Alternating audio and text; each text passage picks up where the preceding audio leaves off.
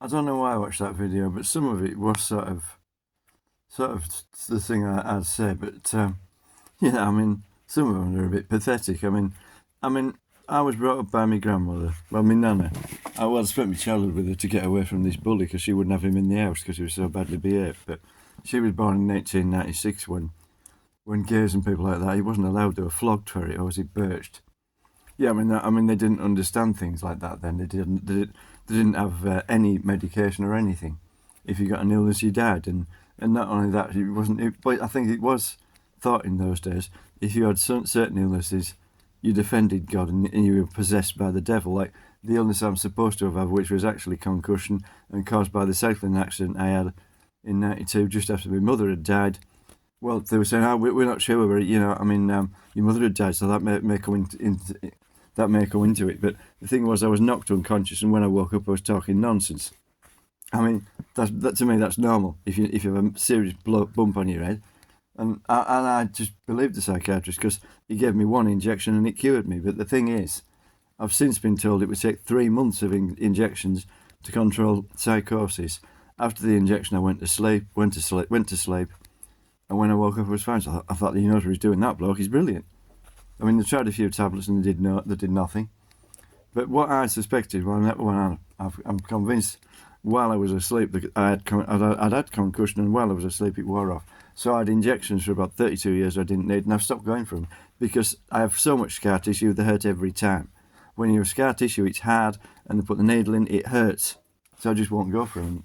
The surgery do nothing because it's apparently social services' responsibility. So there aren't any social workers around here. They come 10 miles, and the ones that come here are usually from the entertainment industry in bogus anyway. There aren't any social workers because nobody wants to do jobs like that.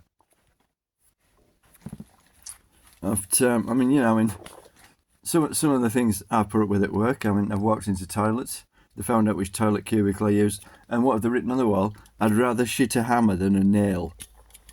And they were saying things like that to me face. Obviously, I was bullied as a kid. They didn't know. They were calling me Adolf Hitler behind the back, which they completely deny now. What they wouldn't know, that my mother was born in 1923, her brother was born in 1921, and was killed in an RAF bomber crash in 1941 when he was 20, and he was a sergeant. And of course, the twits round here, I must put a video of his medal in the little box on the internet, and they've stolen that. His service medal, that's all it is, a service medal. It's worthless. Well, about 25 quid, that'll be a fortune to them, the amount of debt they'll have. Fucking idiots, to put it politely. If I'd caught them doing it, I would have put a flipping £4 hammer through their skull. And I'd have probably been let off with it, the way they're behaving around here. Because there was a farmer, well, it was on the telly, so it must be true, as they say. Doesn't have to be.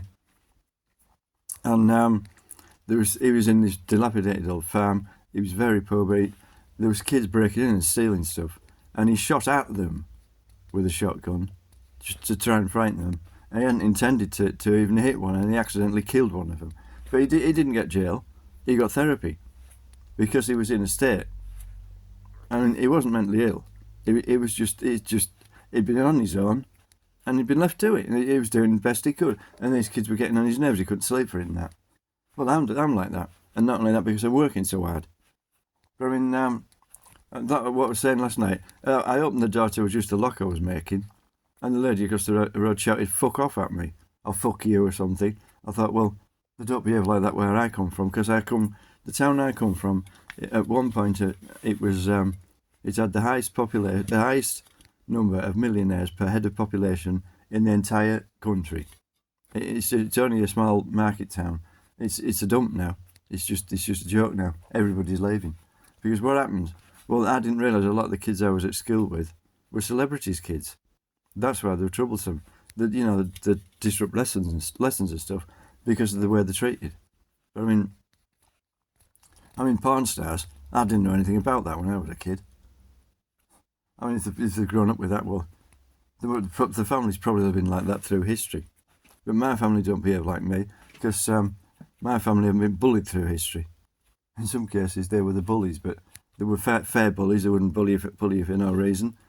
And they weren't that big either, but my nana had two brothers who both fought in World War One, and she used to boot them both up at the same time. I mean, if they want trouble, they can bloody have it.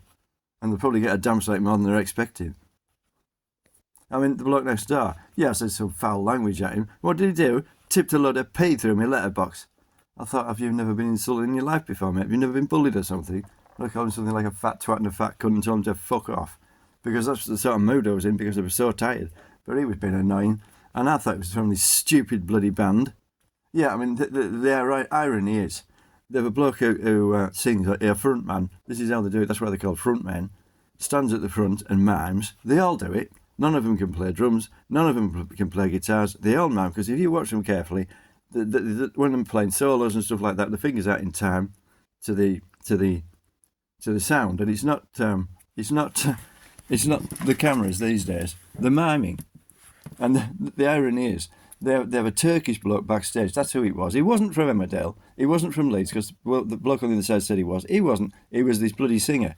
And the irony is, he stands backstage. All he has to do is be able to sing. It doesn't matter what he looks like, and he can't even sing. I mean, is that to make it authentic, or is it just nobody wants anything to do with him? It's a joke. It's pathetic. I mean, I'd had enough. I knew who he was. I thought, I'm going to give that gobshite some bloody gobful. He's twice my size, so well, not worried then, am I? At least, yeah, there have to be at least three times my size to bloody frighten me.